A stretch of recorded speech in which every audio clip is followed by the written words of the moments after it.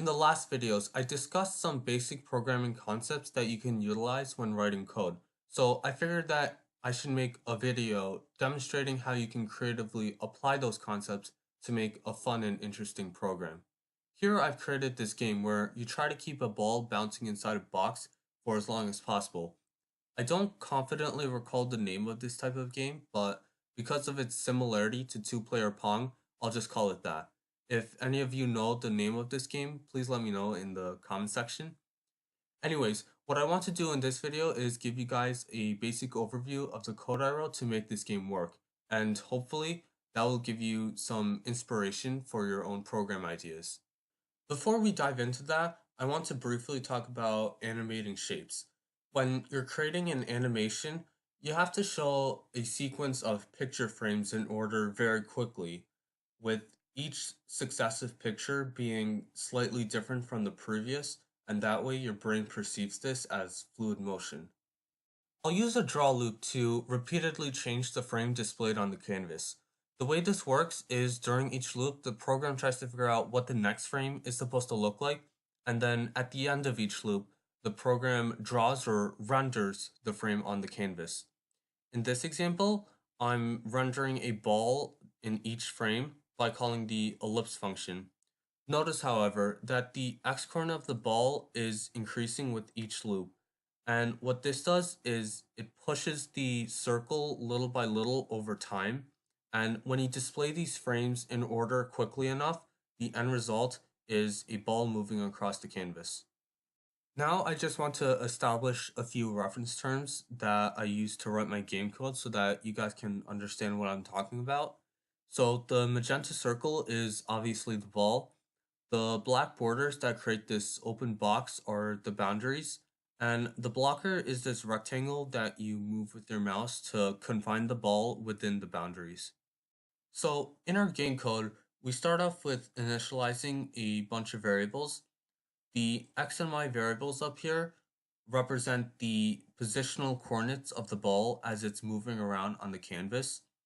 The a and b variables represent the speed in the y and x direction respectively, and I'll go into more detail later on how exactly these are implemented to control speed, so just bear with me. And finally, the score variable keeps track of, well, the player's score. So after initializing our variables, we have a bunch of function definitions, which are not called right off the bat, so we don't have to dive into those just yet. But where we want to start is at this draw loop, which is where execution starts. So in this draw loop, we see that this start screen function is getting executed. And that start screen function is defined up here. And what this does is it sets the background color to white, and with a text size of 38 and a black fill color, it displays click anywhere to start, and 0, 100 is the uh, positional coordinates of the text box. And we see that start screen on the right. And then in that same draw loop, we have this mouse clicked function, which is a special function that's run whenever the mouse is clicked. So we see that whenever the mouse is clicked, that this play game function is executed. And that play game function is our main game code, and we've defined it right here. So in our play game function, we start off with resetting the score to 0, and then in our draw loop, we call these three functions called blocker, boundaries, and ball move. And those functions are defined up here.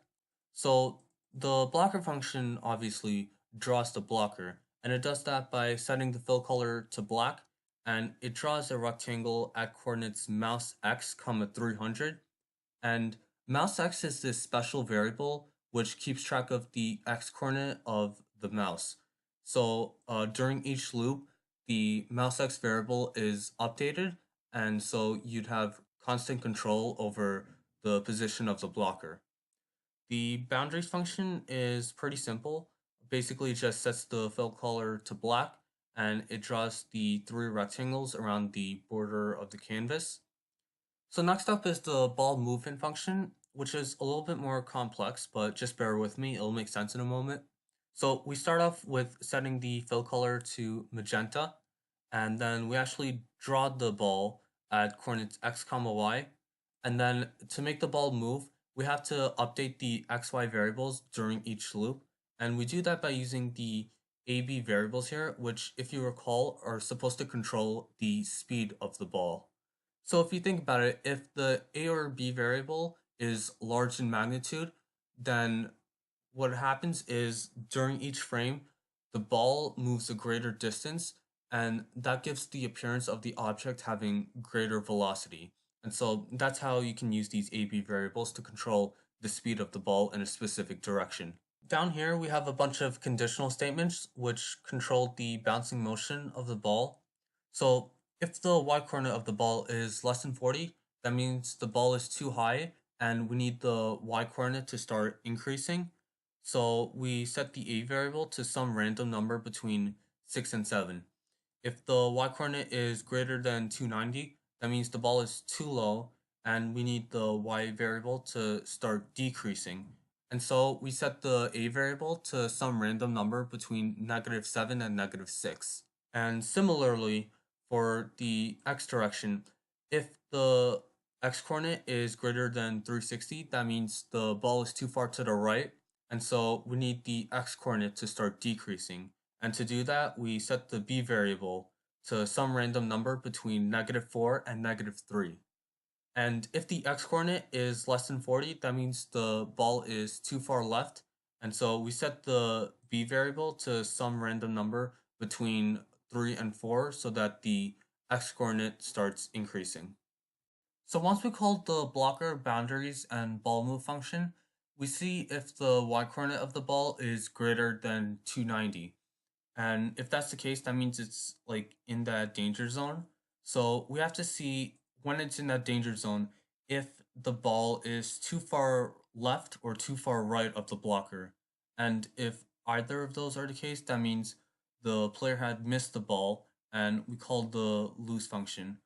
And what that does is it sets the background color to red, and with a text size of 32 and a fill color of black, it says you lost, sad face, your score is, and then it adds the score. Click the restart button. However, if neither of those are the case, that means the ball had bounced off the blocker, and so we increment the score by 1. And that's basically all there is to this game.